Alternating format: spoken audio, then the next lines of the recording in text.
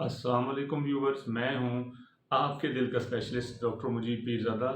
Viewers, आज हम बात करेंगे एक मालूमाती बात कि हम कैसे जो है ना वो शुगर की तशख़ीस कैसे करते हैं और ब्लड प्रेशर की तशख़ीस कैसे करते हैं, और इसमें जो है ना वो प्री डायबिटिक क्या होते हैं और डायबिटिक क्या होते हैं और प्री हाइपरटेंसिव क्या होते हैं और हाइपरटेंसिव क्या किन को कहते हैं हम।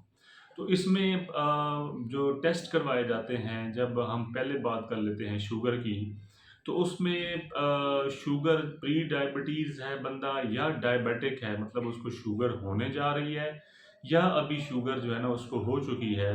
तो उसके लिए हम 3 मुख्तलिफ तरीकों से जो है ना उसकी तशख़ीस कर लेते होते हैं हम।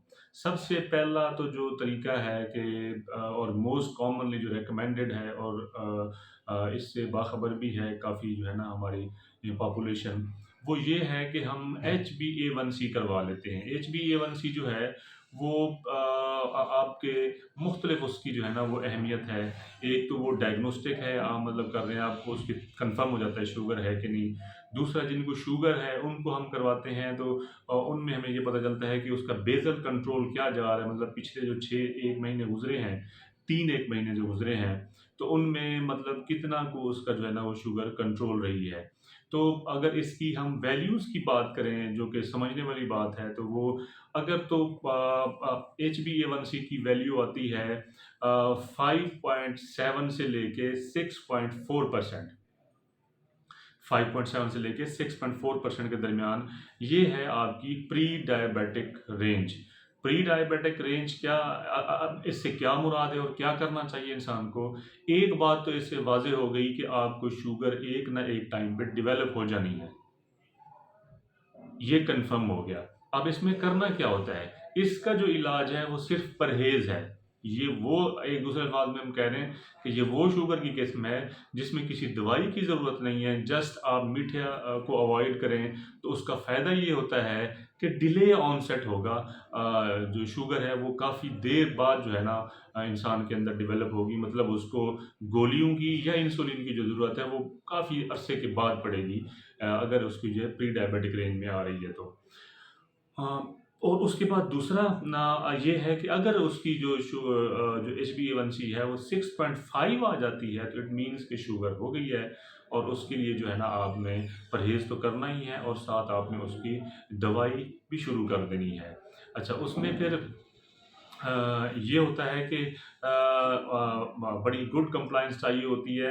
आप सिर्फ़ जो है ना वो दवाई से कंट्रोल नहीं करते, जो परहेज़ है वो बुनियादी जो है ना इसका जुज़ है, इसको कंट्रोल करने का। अच्छा, दूसरे जो इसमें टेस्ट हैं वो ये है कि फास्टिंग शुगर करवा लेते हैं हम।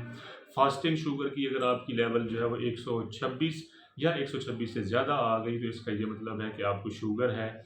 और इसी तरह अगर 110 से 126 के दरमियान है, तो वही आप प्री डायबिटिक हैं, आपने सिर्फ़ परहेज़ करना है। और 110 से नीचे-नीचे है तो वो नॉर्मल है। उसके बाद है आपकी रैंडम शुगर जो करते हैं, उसका एक ही वैल्यू है कि अगर वो 200 या 200 क्रॉस कर रही है, तो इसका मतलब है कि आपको शुगर हो गई है, अब आपने दवाई शुरू कर देनी है।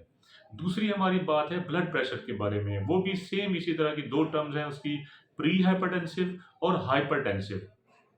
इसमें भी सेम वही रूल है, अगर आप प्री हाइपरटेंसिव हैं तो आपने कोई दवाई नहीं लेनी, आपने सिर्फ़ परहेज़ करना है, और वो आपका जो ब्लड प्रेशर होने का जो मतलब आपको जो आगे जाके दवाई की ज़रूरत पड़नी है, वो काफ़ी लेट हो सकती है और उसका ऑनसेट बड़ा डिले हो जाएगा। और अगर आप हाइपरटेंसिव हो गए हैं, तो फिर परहेज़ के साथ-साथ आपने जो है वो उसकी दवाई भी लेनी है। तो इसमें जो ब्लड प्रेशर लेने का तरीका है, उसमें हमारी एक पहली-पहली वीडियो जो है वो हमारे यूट्यूब चैनल पे मौजूद है।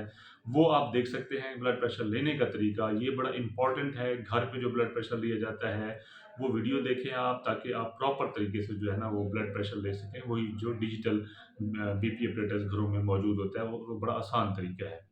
तो उसमें यही है कि अगर आपका जो ब्लड प्रेशर है वो 120 से ऊपर वाला 120 से 129 के दरमियान आ रहा है, तो इसका मतलब ये है कि आप प्री हाइपरटेंसिव हैं।